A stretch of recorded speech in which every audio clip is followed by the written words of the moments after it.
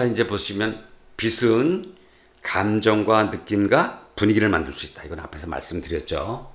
강한 빛이냐, 흐린 빛이냐, 또는 부드러운 빛이냐, 딱딱한 빛이냐, 이것에 따라 달라지고요. 또 빛이 갖고 있는 색에 대해서 색감, 어떤 색을 물고 오느냐에 따라서 달라집니다. 그래서 빛은 사진에 있어서 어떤 하나의 극적 요소이기도 하고요. 사진 자체에 특정한 느낌을 불어넣고 아름다움을 만들어내는 도구입니다. 즉, 강한 빛과 가운데 사진 같은 경우, 예제 사진 중에 가운데 사진 경우에는 강한 빛과 그늘이 같이 공존을 하고 있죠.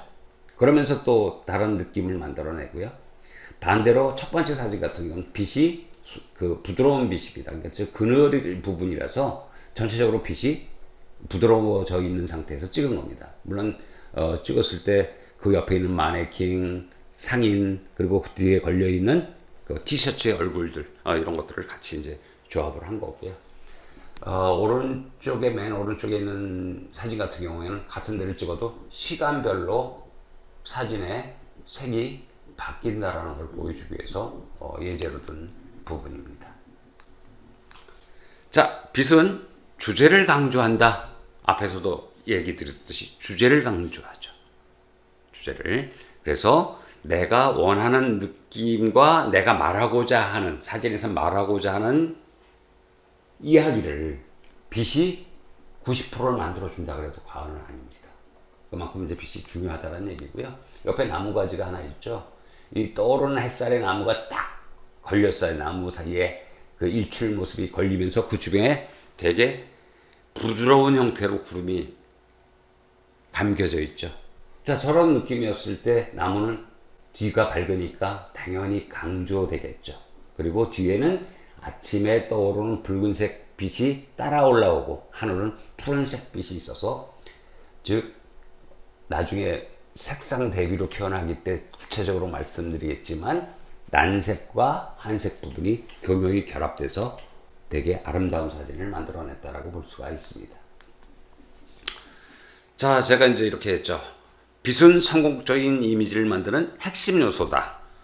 빛은 밝기와 어둠 뿐만 아니라 색상, 색조, 그 다음에 감정, 분위기도 만든다. 요거에 따라서 빛이 어떠냐에 따라서 내가 찍고자 하는 빛 자체의 디테일 부분이 살아나기도 하고 이 질감 부분이 도드라지기도 하고 색채가 제대로 발색되기도 하고 색채가 묻히기도 합니다. 이 부분을 여러분들은 항상 어떻게 카메라로 제어하실 필요가 있어요. 내가 원하는 부분들을 어떻게 제어할 것이냐. 물론 빛이 어디서 오느냐에 따라서 지금 제가 그 전공 사진을 샘플로 놓고 빛의 방향을 설명을 드리는 거지만 이건 뭐 기초 때 하는 부분입니다. 빛이 어떤 방향으로 오느냐에 따라서, 또는 태양의 빛을 방향을 움직일 수는 없잖아요. 그럼 제가 움직이면 되죠, 자기가. 자, 가운데 이제 빛이 있습니다. 그럼 빛을 등지고 찍으세요. 그럼 순광이 되겠죠. 빛을 바라보고 찍어요. 역광이죠. 빛을 옆으로 해서 찍습니다. 사광이 되겠죠. 이런 식으로 자기가 촬영하는 분이 그 피사체에 대해서 방향을 조금 바꿔줌으로 인해 가지고 빛에 우리가 말하는 순광, 역광, 뭐 사광, 측광, 역측광 등등의 방향이 다 바뀝니다. 이걸 바꿔주는 이유는 뭐죠? 분위기. 즉 피사체가 갖고 있는 분위기를 또는 느낌을, 감정을 도드라지게 하기 위해서 카메라 든 사람이, 뭐 태양을 옮길 수는 없잖아요. 카메라 든 사람이 방향을 바꿔서 자기가 원하는 형태의 이미지를 뽑아내셔야 된다는 거죠. 그래서 빛의 방향도 충분히 알고 계실 필요가 있어요. 그래서 빛의 방향을 잘 아는 방법 중에 한 가지 쉬운 방법은 이런 거 있어요. 손바닥을 펴가지고요. 어느 쪽에서 빛이 들어오느냐. 자, 손바닥을 이렇게 쳤을 때 빛이 왔어요. 근데 이렇게 하면 어떻게 될까요? 저쪽에서 조명이 있으니까 이쪽은 어두워지겠죠.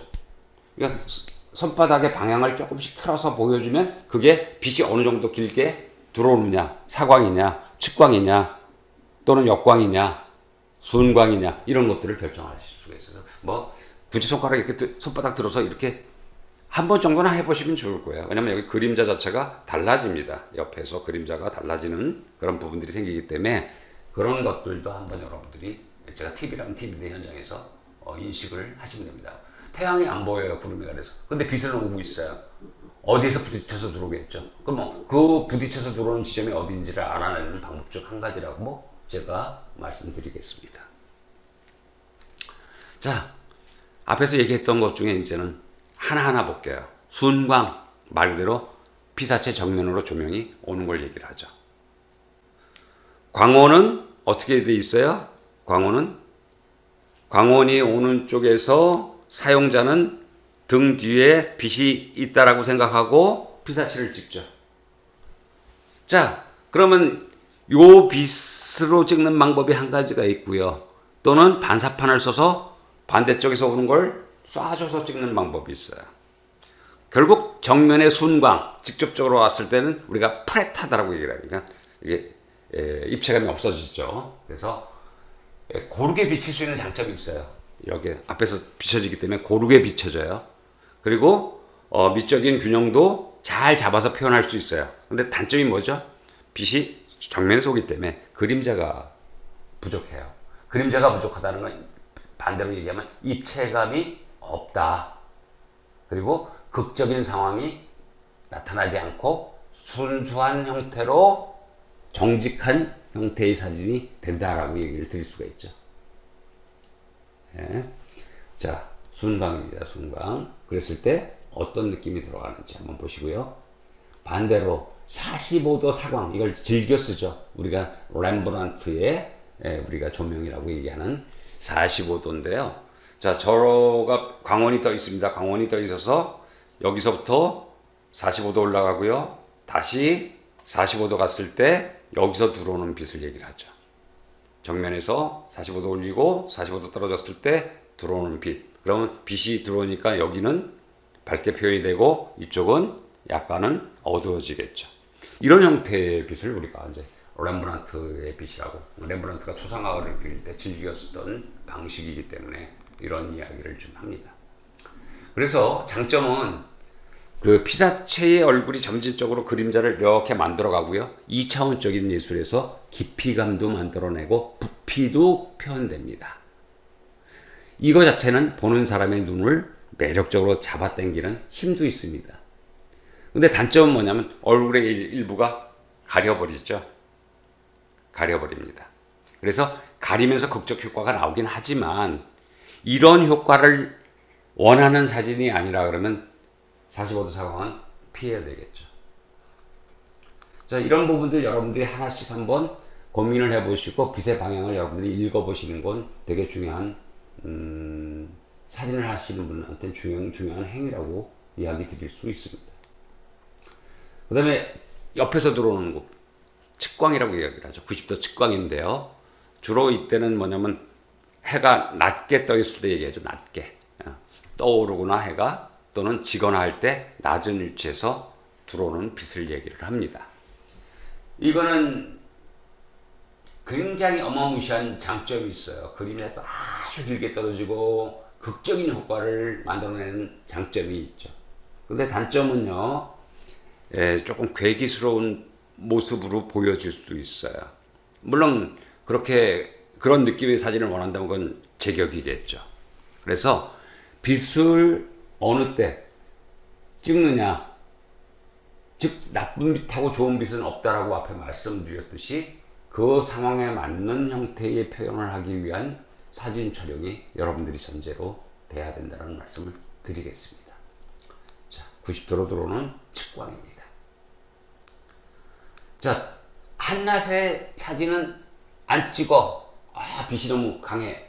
근데 그 강한 빛에 어울리는 사진들이 되게 많아요. 저도 이제 사실 그 라오스 여행을 하면서요, 소녀들이 이렇게 보면 거기는 초등학교 다니는 친구들이 이 노동을 하거든요. 집에 가사도 뒀고, 그런데 그게 너무 그 강렬해 보여서 정오에 찍었어요. 정오에 찍으니까 어때요? 삽질하고 있는 게 되게 딱딱하고 고대 보이죠. 그림자도 밑으로 바로 떨어지고 강해 보입니다. 그래서 고통스럽고 힘들고 이걸 표현할 수가 있어요. 근데 만약에 노을이 지고 있는 시간에 삽을 뜨고 있는 사람을 찍었다 그러면 전체 분위기는 낭만적으로 바뀌어버립니다.